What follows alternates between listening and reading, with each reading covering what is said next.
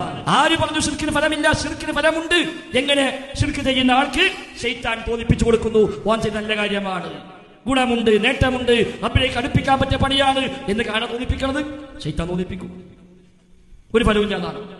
ഒന്നും വേണ്ട, നിങ്ങൾ ഖുർആനിൽ കാണാത്ത പ്രായത്തൊക്കെ അതൊന്നും സ്വീകരിക്കൂലേ? മനോരമ വായിച്ചൊക്കെ അയച്ച ഒരു ദിവസം കാണാം, ഒരു ഹാഫ് പേജ് ഉപകാര സ്മരണം.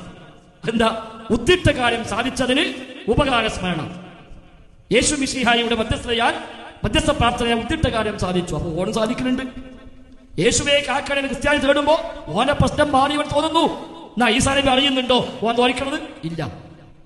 ഇങ്ങനെ ചങ്ങാതി ഇവിടെ ജീവിക്കുന്ന ഈസാ നബിക്ക് അറിയില്ല, ഓ തേടിയിലറിയോ ഇല്ല, അസുഖമുള്ളതറിയോ ഇല്ല, മാറിയിലറിയോ ഇല്ല. പിന്നെ ആരാ ഇതിനെ അടി പണിയെടുക്കണ? ഇതിനെ ഇടയ്ക്കുന്ന ആരാ? ശൈത്താനാണ്. ശ്രദ്ധിച്ചല്ലോ. അപ്പം ശിർക്കിന് ഫലമില്ലാന്ന് ആരാ പറഞ്ഞതെന്ന് ഖുർആൻ നോക്കണ്ട, ഖുർആൻ പറഞ്ഞിട്ടുണ്ട്. നമ്മൾ നേരത്തെ സൂചിപ്പിച്ചു. പിന്നെന്താ? മനോരമയാണ്. എന്താ? ഉദ്ദിഷ്ട ഫലം നേടി തന്നതിന് പിന്നെ അതിന് നന്ദി പറഞ്ഞുകൊണ്ടുള്ള സ്മരണ.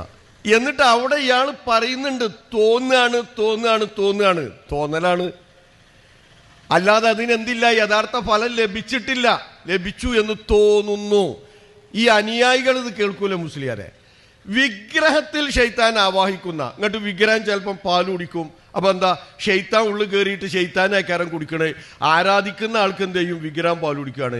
വിഗ്രഹം ചിലപ്പോൾ സംസാരിക്കും. അപ്പോൾ നിങ്ങൾ ഇബ്രാഹിം അലൈഹിസ്സലാമയുടെ കാലഘട്ടത്തിലെ മുശ്രിക്കുകൾക്ക് പോലും ഈ വാദമില്ല. വെറുതെ പറയല്ല. ഇബ്രാഹിം അലൈഹിസ്സലാം ആ വലിയ വിഗ്രഹത്തെ നിർത്തിയിട്ട് മറ്റുള്ളവരുടെ കാര്യം ചോദിച്ചപ്പോൾ ഇബ്രാഹിം അലൈഹിസ്സലാം പറഞ്ഞല്ലോ, അവനോട് ചോദിച്ചു നോക്ക് അല്ലേ, ഫസ്അലൂഹു, അവനോട് ചോദിച്ചു നോക്ക്, വലിയ ആളല്ല നിൽക്കണത്, നിങ്ങൾ മൂപ്പരടുത്തല്ല പറയല്. അപ്പൊ അന്നത്തെ മുശ്രിക്കുകൾ പറഞ്ഞ മറുപടി എന്താ?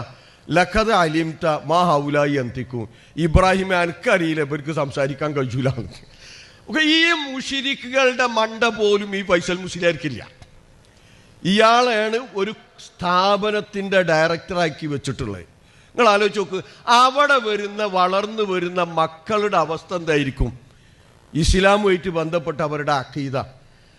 അപ്പൊ ശരിക്ക് നിങ്ങൾ തിരിച്ചറിഞ്ഞോളൂ, ഇത് നിങ്ങളോട് പ്രത്യേകിച്ചുള്ള ദേഷ്യം കൊണ്ടൊന്നുമല്ല.